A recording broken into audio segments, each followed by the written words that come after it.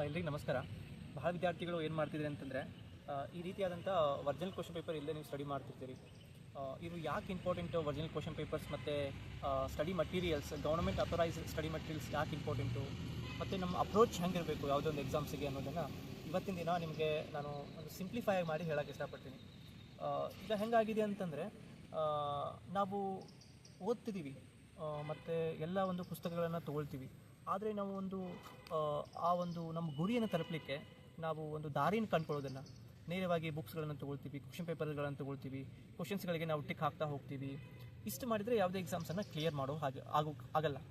ಹಾಗಾದರೆ ಏನು ಮಾಡಬೇಕು ಅಂತ ಪ್ರಶ್ನೆ ಕೇಳಿದರೆ, ಫಸ್ಟಿಗೆ ಒರಿಜಿನಲ್ ಕ್ವಶನ್ ಪೇಪರ್ಸನ್ನು ನಾವು ಪ್ರಿಂಟೌಟ್ ತೊಗೋಬೇಕು. ಇಲ್ಲ ಅಂತಂದರೆ ಈಗ ಆಲ್ರೆಡಿ ಆಗಿರುವಂಥ ಪ್ರಶ್ನೆ ಪತ್ರಿಕೆಗಳನ್ನು ಜೆರಾಕ್ಸ್ ಮಾಡಿಸ್ಕೋಬೇಕು. ಇದರಿಂದ ಏನಾಗುತ್ತೆ, ನಮಗೆ ಅಥೆಂಟಿಕ್ ಸೋರ್ಸನ್ನು ಸಿಗುತ್ತೆ. ಸರ್ ಹೇಗೆ ಅಥೆಂಟಿಕ್ ಮತ್ತು ಯಾವ ರೀತಿ ದಾರಿ ಸಿಗುತ್ತೆ ಅಂತ ಹಾಗೇನು ಮತ್ತೆ ಪ್ರಶ್ನೆ ಕೇಳಿದರೆ, ಈಗ ಒಂದು ಸಿಂಪಲ್ ಆಗಿ ಹೇಳ್ತೀನಿ ನಾನು. ಒಂದು ಪ್ರಶ್ನೆ ಬಂದಿದೆ, ಎದುರು ಜ್ಞಾನಾತ್ಮಕ ವಿಕಾಸ ಸಿದ್ಧಾಂತ ಅಂತ ಒಂದು ಪ್ರಶ್ನೆ ಬಂದಿದೆ ಪಿಯಾಜೆ ಅವ್ರದ್ದು. ಹಾಗಾದರೆ ಈ ಜ್ಞಾನಾತ್ಮಕ ವಿಕಾಸ ಸಿದ್ಧಾಂತ, ಆ ಒಂದು ಸಿದ್ಧಾಂತದನ್ನು ಬೆನ್ನು ಹತ್ತಬೇಕು ನಾವು. ಅಂದರೆ ಹಿಂದಿನ ವರ್ಷದೊಳಗಡೆ ಯಾವ ಕ್ವಶನ್ ಆಗಿದೆ ಅದು ರಿಲೇಟೆಡ್ಡು, ಮತ್ತು ಈ ವರ್ಷ ಯಾವುದಾಗಿದೆ, ಮತ್ತು ಅದ್ರ ಹಿಂದಿನ ವರ್ಷ ಏನಾಗಿದೆ, ಜ್ಞಾನಾತ್ಮಕ ವಿಕಾಸ ಸಿದ್ಧಾಂತ ಯಾವ ಒಂದು ಪಾಠದೊಳಗೆ ಬರ್ತದೆ, ಕಲಿಕಾ ಸಿದ್ಧಾಂತದ ಪಾಠದೊಳಗೆ ಬರ್ತದೆ. ಹಾಗಾದರೆ ಮತ್ತು ಯಾವ ಕಲಿಕಾ ಸಿದ್ಧಾಂತಗಳು ಅದಾವ? ಓಕೆ, ಸಾಮಾಜಿಕ ಸಂಸ್ಕೃತಿ ಸಿದ್ಧಾಂತ ಇದೆ, ಮತ್ತು ಒಳ್ಳೆ ಕ್ಲಾಸಿಕಲ್ ಲರ್ನಿಂಗ್ ಕಂಡೀಷನ್ ಥಿಯರಿ ಇದೆ, ಮತ್ತು ಏನು ಹೀಗೆ ಅಂದರೆ ಭಾಳಷ್ಟು ಸಿದ್ಧಾಂತಗಳು ಕಂಡುಬರ್ತಾವೆ. ಇವುಗಳನ್ನು ನಾವು ಏನು ಮಾಡಬೇಕು, ಅಪ್ರೋಚನ್ನು ಹಿಂಗೆ ಮಾಡಬೇಕಾಗತ್ತೆ.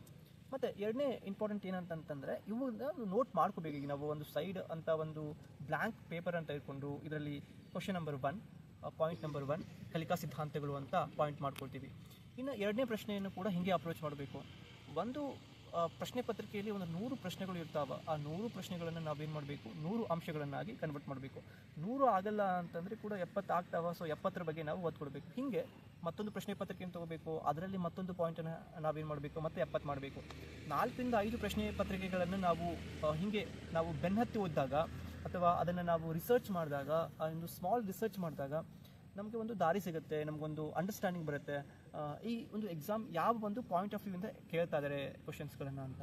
ಮತ್ತು ಈ ಪ್ರಶ್ನೆಗಳು ನಾನು ಯಾಕೆ ಸ್ಟಡಿ ಮಾಡಬೇಕು ಮತ್ತು ಹೇಗೆ ಆನ್ಸರ್ ಮಾಡ್ಬೋದು, ಕೇಳುವಂಥ ವಿಧಾನ ಏನು ಅಂತ ಎಲ್ಲವೂ ಕೂಡ ಗೊತ್ತಾಗೋದು ಈ ಒಂದು ಒರಿಜಿನಲ್ ಕ್ವಶನ್ ಪೇಪರ್ಸ್ ಜೊತೆಗೆ ಅಪ್ರೋಚ್ ಮಾಡೋದ್ರ ಜೊತೆಗೆ. ನಿಮಗೇನಾದರೂ ಮೂಲ ಪ್ರಶ್ನೆ ಪತ್ರಿಕೆಗಳು ಬೇಕಾದರೆ, ಈಗ GPSTR ಆಗಿರ್ಬೋದು, HSTR ಆಗಿರ್ಬೋದು, ಮತ್ತು ಅಗೇನ್ ವಸತಿ ಶಾಲೆದಾಗಿರ್ಬೋದು, CTT ಮತ್ತು TET ಇವೆಲ್ಲ ಪ್ರಶ್ನೆ ಪತ್ರಿಕೆಗಳು ಬೇಕಾದರೆ ಈ ಸ್ಕ್ರೀನ್ ಮೇಲೆ ಕಾಣುವಂತಹ ಸಂಖ್ಯೆಗೆ ವಾಟ್ಸಪ್ ಮಾಡೋದ್ರ ಮುಖಾಂತರ ನೀವು ಅತ್ಯಂತ ಕಡಿಮೆ ಬೆಲೆಯೊಳಗೆ ಪಡ್ಕೋಬೋದು. ಇದು ನಿಮಗೆ ನಾನು ಹೇಳಿಕ್ಕೆ ಬಯಸ್ತೀನಿ. ಮತ್ತು ಈಗ ಆಲ್ಮೋಸ್ಟ್ ನೀವು ಗೌರ್ಮೆಂಟ್ ಅಥೆಂಟಿಕ್ ಸೋರ್ಸನ್ನು ಯಾಕೆ ಸ್ಟಡಿ ಮಾಡಬೇಕಂತಂದರೆ, ಈಗ ಒಬ್ಬ ಶಿಕ್ಷಕರಾಗ್ಲಿಕ್ಕೆ ಹೋಗ್ತಾ ಇದ್ದೀರಿ, ನೀವು ಒಂದು ಪ್ರಶ್ನೆಯನ್ನು ಅವ್ರು ಕೊಡ್ತಾರೆ ನಿಮ್ಗೆ, ಯಾವುದೋ ಒಂದು ಪ್ರಶ್ನೆ ಆಗಲಿ, ಅದು ಡಿಸ್ಕ್ರಿಪ್ಟಿವ್ ಆಗಲಿ, ಅದು MCQ ಆಗಲಿ. ಆ MCQಗೆ ಅದು ಮೂಲ ಎಲ್ಲಿ ಇರ್ತದೆ ಅಂತಂದರೆ, ಅದು ಮೂಲ ಟೆಕ್ಸ್ಟ್ ಬುಕ್ಸಲ್ಲಿ ಇರ್ತದೆ, ಅಂದರೆ ಅದು ಉತ್ತರ.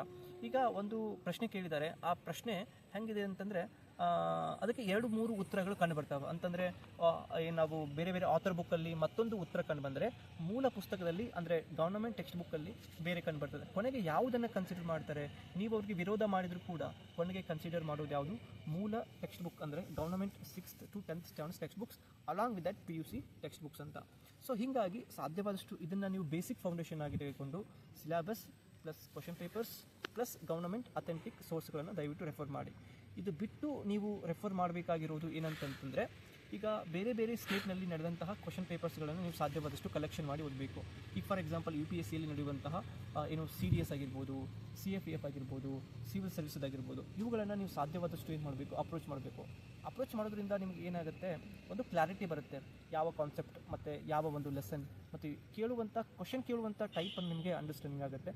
ಸೊ ಇದನ್ನು ನೀವು ಯಾವಾಗ ಮಾಡ್ತೀರಿ ಆವಾಗ ನಿಮಗೆ ಇದ್ರ ಬಗ್ಗೆ ಐಡಿಯಾಸ್ ಬರೋಕ್ಕೆ ಸ್ಟಾರ್ಟ್ ಆಗ್ತಾವೆ, ಮತ್ತು ಸ್ಕಿಲ್ಸ್ ಬರೋಕ್ಕೆ ಸ್ಟಾರ್ಟ್ ಆಗ್ತಾವೆ, ಮತ್ತು ನಿಮಗೆ ಆದಂಥ ಓನ್ ಒಂದು ಅದು ನೀವು ಸಾಮ್ರಾಜ್ಯವನ್ನು ಕಟ್ಟಲಿಕ್ಕೆ ಸ್ಟಾರ್ಟ್ ಮಾಡ್ತೀರಿ ಅನ್ನೋದು ನನ್ನ ಉದ್ದೇಶ.